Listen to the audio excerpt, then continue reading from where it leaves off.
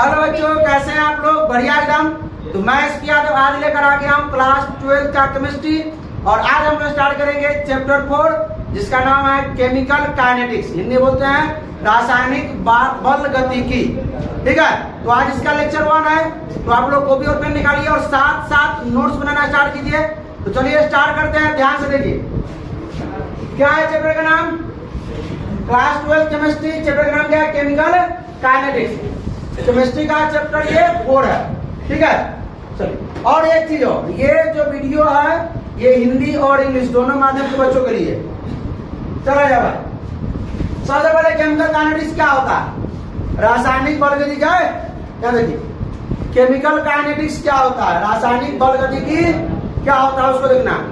ठीक है, तो रासायनिक बल गतिकी क्या है? It is a branch of chemistry.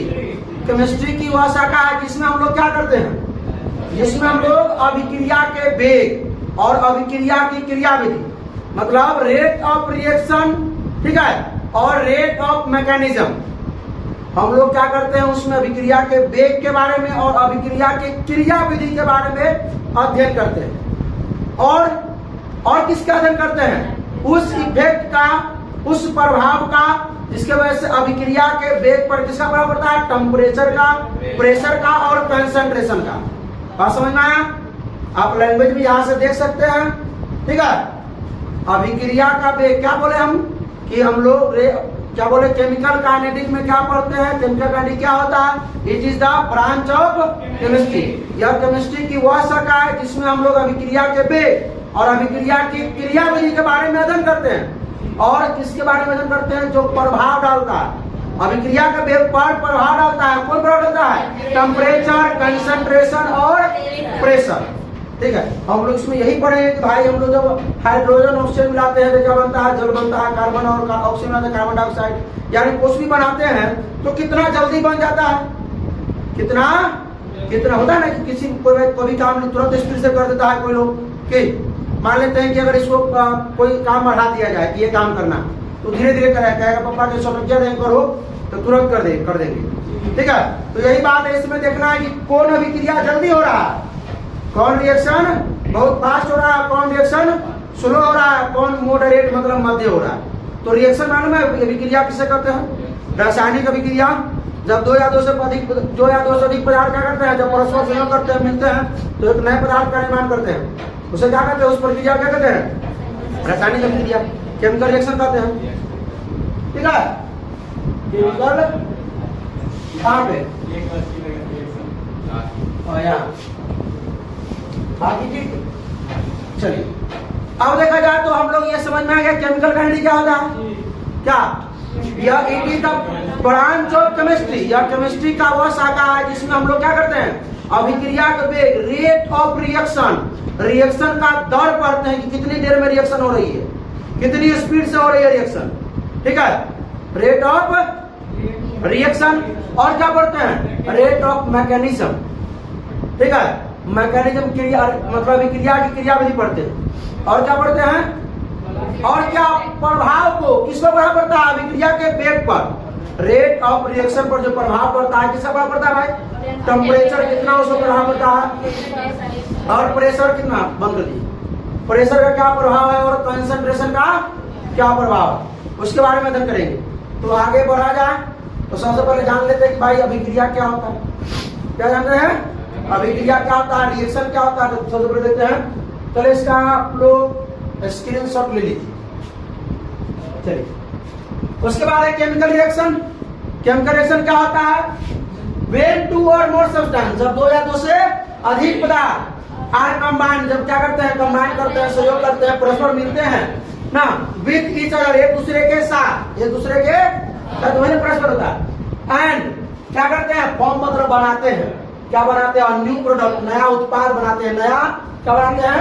उत्पाद। अरे हम लोग पढ़े थे ना अभिकारक और प्रतिफल, तो यहाँ प्रतिफल को उत्पाद बोला गया, कोई दिक्कत नहीं ना। डैट रिएक्शन मतलब उस प्रक्रिया को, उस अभिक्रिया को क्या कहते हैं? रासायनिक अभिक्रिया कहते हैं। कोई दिक्कत? जब दो या दो से अधिक पदार्थ क्या करेंगे? परस्पर मिलते हैं, एक दूसरे के साथ सहयोग करते हैं, मिलते हैं और नए पदार्थ बनाते हैं, उस अभिक्रिया को क्या कहते हैं? उस प्रक्रिया को केमिकल रिएक्शन कहते हैं। समझ में आया? जैसे देखिए ना भाई, मान लीजिए ए है प्लस में बी है, क्या बना देगा सी प्लस डी। तो भाई ए और डी क्या किया, मिला ना, और क्या बना दिया, ये क्या है रिएक्टेंट्स, यहाँ हुआ रिएक्शन, क्या बना प्रोडक्ट, रिएक्टेंट यानी अभिकारक, यहाँ हुआ अभिक्रिया यानी रिएक्शन, बना क्या उत्पाद या प्रतिफल बोल सकते हैं, उसको प्रोडक्ट बोल सकते हैं, ठीक है। और इसमें हम लोग कोई तो प्रश्न पढ़े थे, 10th में पढ़े थे,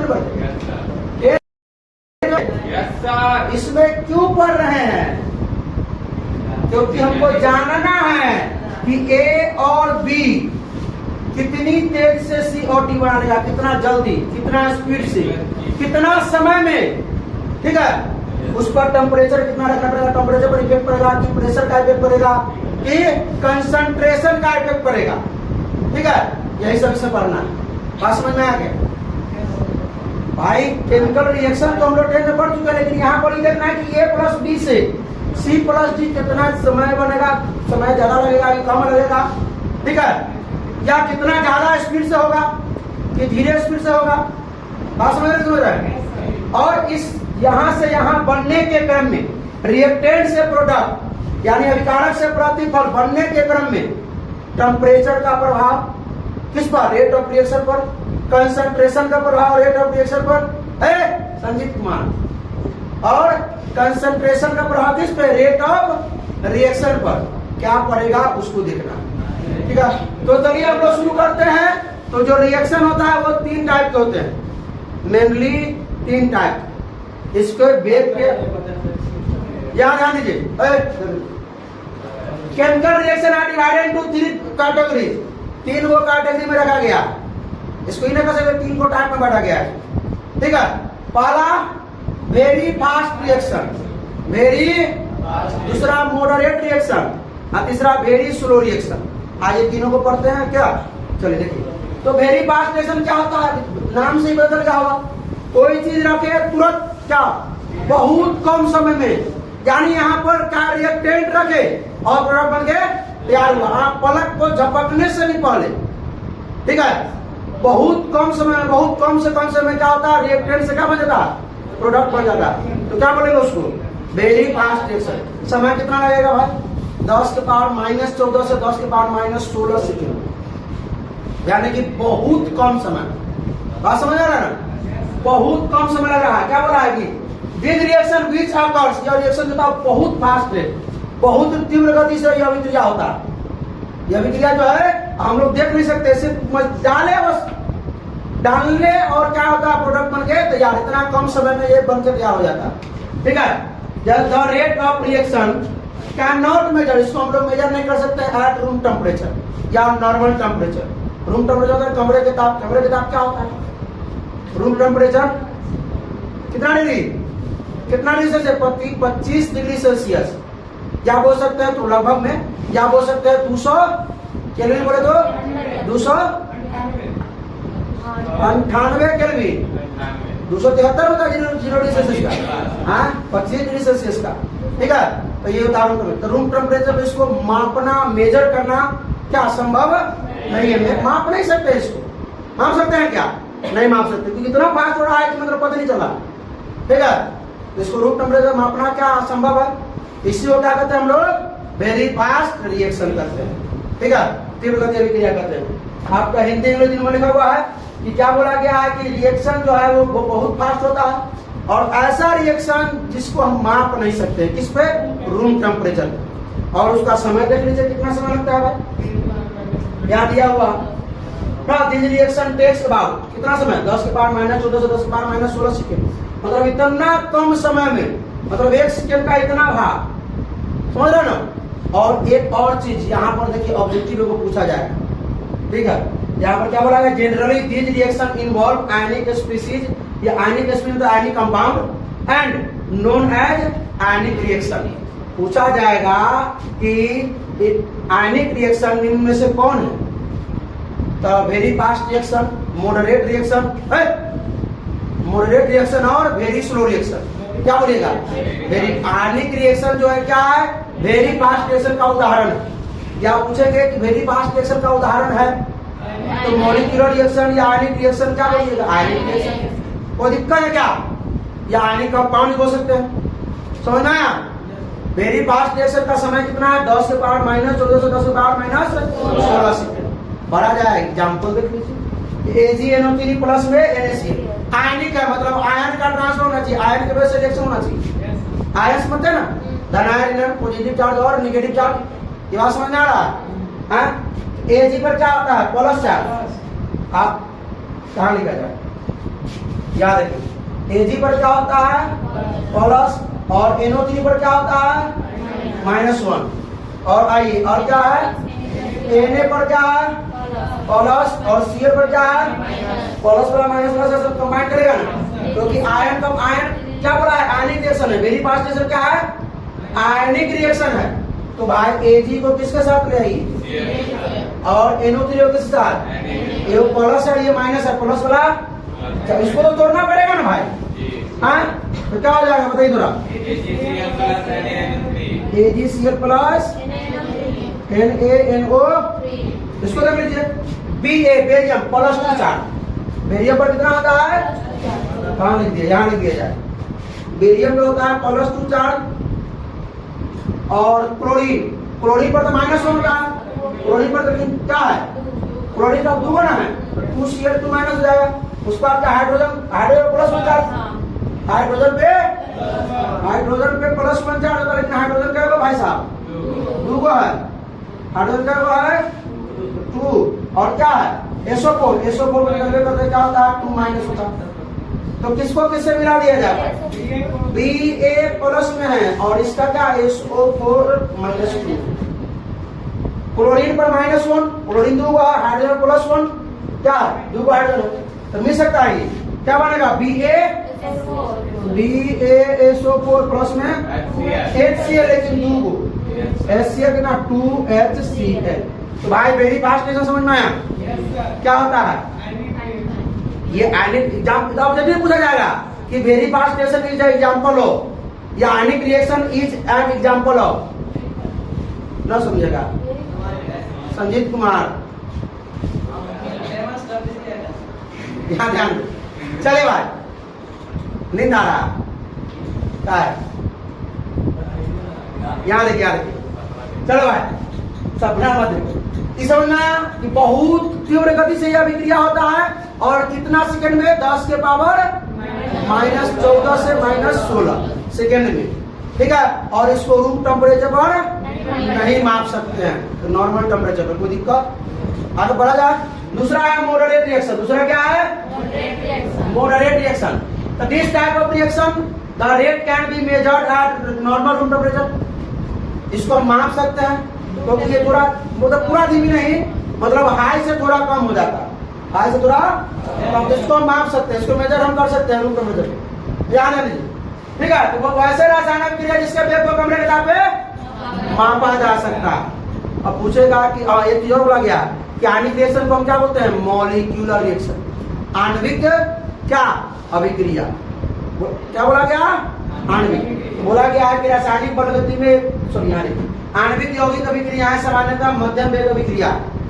यानी पूछेगा कि जो मॉलिक्यूलर रिएक्शन है या मॉलिक्यूलर कंपाउंड है, is an example of moderate reaction. जब जिनको ऑप्शन देगा कि very fast, very slow, moderate reaction और नॉन ऑफ दी, क्या मानिएगा? Moderate reaction. ठीक है, कोई दिक्कत? आयनिक रिएक्शन, जो आयनिक रिएक्शन क्या होता है? वेरी फास्ट रिएक्शन का एग्जांपल होता है। ठीक है, अब सुनिए, एक और चीज बोला गया है इन केमिकल काइनेटिक्स, मतलब रासायनिक बलगतिकी में जो रेट ऑफ रिएक्शन डिपेंड करता है किस पे? मॉडरेट रिएक्शन पे। ठीक है, हम लोग रासायनिक बलगतिकी में जो रेट ऑफ रिएक्शन पढ़ेंगे, अभिक्रिया का जो दर पढ़ेंगे, अभिक्रिया का जो वेग पढ़ेंगे, तो किस पर निर्भर करेगा? सिर्फ मॉडरेट रिएक्शन पर, वेरी फास्ट रिएक्शन पर नहीं, और वेरी स्लो रिएक्शन पे। क्योंकि वो इतना जल्दी हो जाएगा कि पता नहीं चलेगा। ये इतना समय लग जाएगा, कभी महीनों लगा देता है, कभी 2 दिन 4 दिन 5 दिन में होता है, कभी सालों लग जाता है। तो उतना देर तक वैज्ञानिक थोड़ी इंतजार करेगा। इसलिए बोला गया है कि रेट ऑफ रिएक्शन किस पर डिपेंड करता है? मॉडरेट पे। ये समय से हो जाता है। ठीक है, समझ आया? बढ़ा जाए आगे बढ़ा जाए। मॉडरेट रिएक्शन को हम कब किस में माप सकते हैं? नॉर्मल टेम्परेचर या रूम टेम्परेचर पे माप सकते हैं, कमरे के ताप पे मापा जा सकता है। ठीक है, कोई दिक्कत? ये समझ में आया? और लेकिन वेरी फास्ट जैसे लोग कमरे के ताप पे नहीं माप सकते, समझे? इसको हम लोग क्या बोलते हैं? Molecular compound. इसके एग्जांपल में आ गया या मॉलिक्यूलर रिएक्शन। और ये वो क्या बोलेंगे कि रासायनिक बल गतिकी में, केमिकल काइनेटिक में जो रेट ऑफ रिएक्शन है वो किस पर डिपेंड करता है? मॉडरेट रिएक्शन पर। इसका देखिए तो मॉलिक्यूलर देखना, इसमें आयन का तो कोई मतलब नहीं है, H2O2 है। क्या किया जाए? क्या बना जाए? पहले H2O बनाया जाए, क्या बनेगा? H2O। अब देखिए क्या बच गया? एक ऑक्सीजन। एक ऑक्सीजन का भी एक फॉर्म में रहता है, हमेशा दो रहता है। किसमें रहता है? तो यहाँ हाफ लगा देंगे तो एक ऑक्सीजन हो जाएगा, वो दिक्कत। तो सिर्फ किससे? यहाँ पर आयन का मतलब यहाँ प्लस माइनस चार्ज से विक्रिया नहीं हुआ, क्योंकि क्या है? मॉलिक्यूलर और कंपाउंड है, मॉलिक्यूलर रिएक्शन होगा यहाँ पे, ठीक है? यहाँ N2O5 क्या बना देंगे? N2O2, तीन O2 बच गया, सॉरी ऑक्सीजन का O3 बच गया। ऑक्सीजन 3 को फॉर्म होना जरूरी है? नहीं, ऑक्सीजन हमेशा O2 फॉर्म में रहता है। किसमें? O2 form. हाँ, हो सकता है O4 में रहता है, O4 में भी रहता है, ठीक है? लेकिन O3 में बहुत कम रहता है, यहाँ पर O3 में नहीं है। अब बात है 3 को क्या करना पड़ेगा? 1/6 करेंगे, 3 हो जाएगा। और 3 को कैसे हो जाएगा? 3/2, 3 ऑक्सीजन 2 को हो जाएगा, 3 को ऑक्सीजन हो जाएगा। हाँ, 1/3 क्या सोच रहे हैं? बात समझ में आया? आगे बढ़ेगा। लास्ट देखते हैं क्या है? Very slow reaction. क्या है? बहुत धीरे। क्या ऐसा अभिक्रिया जिसमें 3 महीनों लग जाते हैं? अभिक्रिया को होने में दिन और महीनों लग जाते हैं, बहुत स्लो होता है। बोला क्या नहीं? कि 2 type of reaction beach occurs और लॉन्ग टाइम, बहुत अत्यधिक समय लगता है। इस अभिक्रिया को होने में, संपन्न होने में बहुत अत्यधिक समय लगता है ना। इंटरवल टाइम इंटरवल जनरली यानी समय का इट टेक्स डे और मंथ फॉर कंप्लीशन। मतलब संपूर्ण करने में, संपन्न करने में, कंप्लीट करने में बहुत लंबा समय लगता है, ठीक है? बहुत ज्यादा समय लग सकता है, दिन भी लग सकता है, महीनों में, वर्ष भी लग सकते हैं। आप समझे क्या? इस अभिक्रिया को होने में क्या वर्षों भी लग सकते हैं, ठीक है? चलिए, तो देखा वैसा रासायनिक अभिक्रिया है जिनकी वेग इतनी मंद होती है, अभिक्रिया इतना मंद होता है, उसका वेग, उसका स्पीड ना, समय ज्यादा लगता है, स्पीड बहुत कम होता है। स्पीड कम होता है, समय और वेरी फास्ट में उसमें समय बहुत कम, ठीक है? स्पीड बहुत ज्यादा। चलिए, और उसमें लगभग दोनों बराबर होता है, स्पीड और टाइम। चलिए, जिस उसे कमरे के ताप पे हम माप सकते हैं, संपन्न होने में दिन, कमरे के ताप पे संपन्न होने में दिन महीनों लग सकते हैं, जिसे हम अतिमंद अभिक्रिया कहते हैं। देखिए, रस्टिंग ऑफ आयरन, लोहे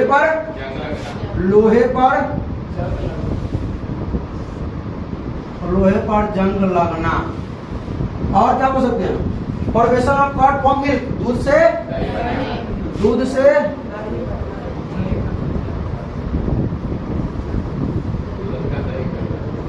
उसके बाद देखिए, कार्बन मोनोऑक्साइड और हाइड्रोजन का गैस रूम टेम्परेचर पर क्या बना? मेथेनॉल। क्या बना? मेथेनॉल। अगर यही यहाँ पे क्या होता? C2H5OH हो जाता, क्या होता? एथेनॉल। C2H5OH तो एथेनॉल मतलब दारू, ठीक है? दारू नाम सुन के बड़ा से, ठीक है? तो आज इतना ही पर छोड़ते हैं, ठीक है? तो आप लोग बताइए कैसा लगा? अगर अच्छा लगा तो आप लोग भी अपने दोस्तों में शेयर कीजिए, ठीक है? और कोई प्रॉब्लम हो तो कमेंट कीजिए। अगला वीडियो लेक्चर 1 है, अगला वीडियो जल्दी आएगा, ठीक है? जब तक हंसते रहिए, मुस्कुराते रहिए, पढ़ाई करते रहिए। All the best.